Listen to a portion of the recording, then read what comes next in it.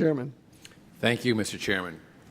I'd like to thank all of you for your testimony and welcome you here today. Ms. Burdick, I appreciated the, I'm sure it was totally random, the shout out for WDVJ in Roanoke, Virginia, my hometown.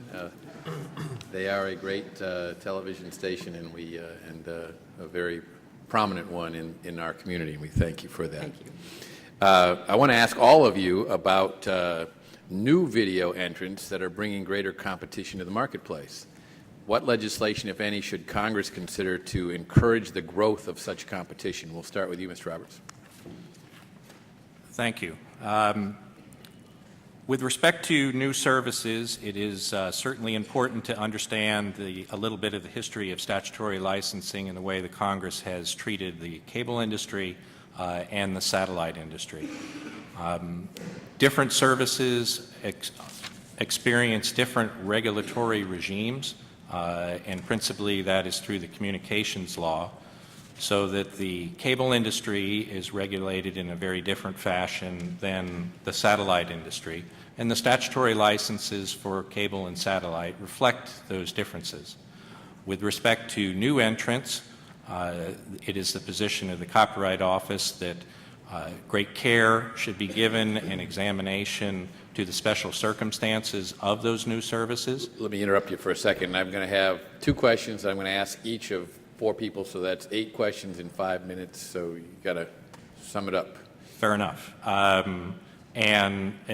So in other words, there should be careful examination of the differences between the different types of services before statutory licenses are extended to them. Great, thank you. Mr. Dodge? So we welcome competition.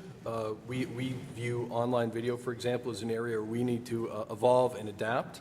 And our simplistic view of this is, as we testified when we were helping the Copyright Office with their report, we favor a unitary type license where all competitors are treated roughly equally, recognizing that there are some differences that would need to be recognized. Thank you. Ms. Burdick? Local broadcasters are working with their networks to explore new models to get content to as many consumers as possible. We also, as a local broadcaster, are developing mobile, online resources for the rights to the content that we create ourselves, and that has been an emerging, fastly growing line of business for us. And does that rights issue contemplate any legislation on the part of the Congress? Or I don't think we see any significant barriers in the marketplace today to the development of those new business models and trying to determine how they are monetized into the future. Great. Mr. Boca? Our members report that broadband usage is doubling every 2 years. Online video usage is exploding through Netflix, Hulu, Amazon, and others. And so as a result, it is extremely important for this committee to look ahead in addition to looking at current copyright licenses. As I mentioned in my testimony, we have to be mindful of how content is delivered and to ensure that consumers can receive the content that they want over the Internet.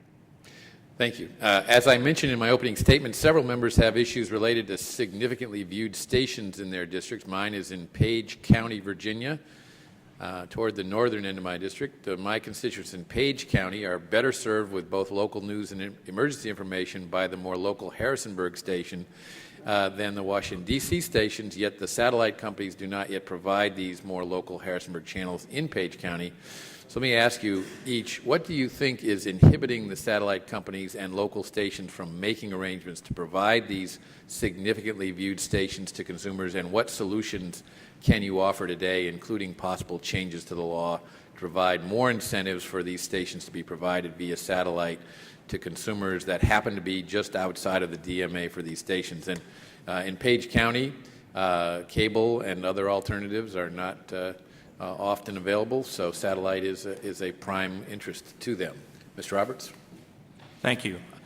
This was an issue that was presented when Congress considered and adopted Stella, and specific provisions were adopted to address that. The office does not have a position as to whether further provisions are required, and I would defer to my colleagues on the panel for their opinions on that. Thank you. Mr. Dodge?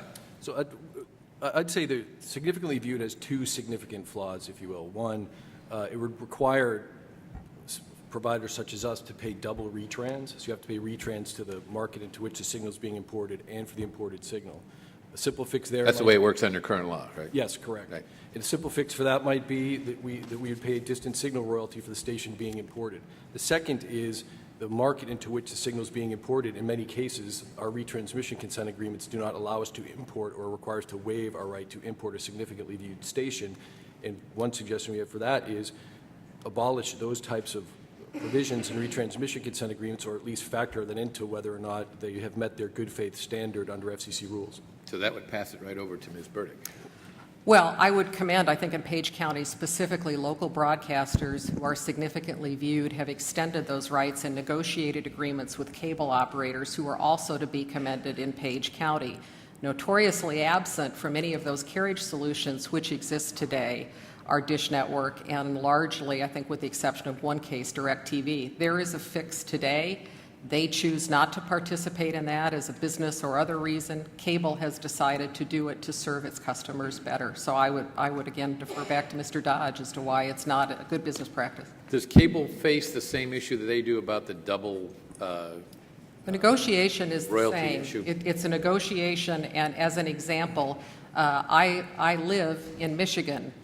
My backyard is in Indiana. So I vote in Michigan, but I view South Bend Television. We, as a CBS affiliate, have an agreement with the MSO in Michigan to allow the CBS affiliate in Michigan to carry unduplicated programming, and I imagine that's at either no fee or significantly less fee, although I'm not privy to their business negotiations. Fact is, it's possible today. Thank you. So you live in the chairman of the other committee's district who has an interest in this issue, Mr. Upton. Ms. Polka. Mr. Thank you, Polka. sir. Thank you, sir. I would agree with Mr. Dodge as it relates to sometimes the difficulty of negotiating retransmission consent for either significantly viewed stations or even out-of-market stations, and this gets into some of the orphan DMA issues. We also encounter as cable operators, and your question was focused on satellite, but as cable operators we also encounter the problems where many cases our members are legally permitted under the law to carry an out-of-market station because they're far enough away from the local station.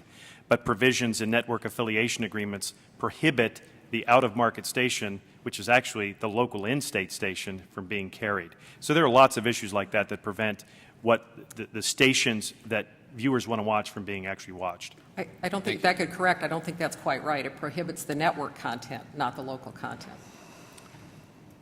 And that's true. And when you have 8 or 10 hours of blank content, that's not what consumers want, Okay, thank you. particularly when the law allows you to carry that signal. My time's expired. Thank you, Mr. Chairman.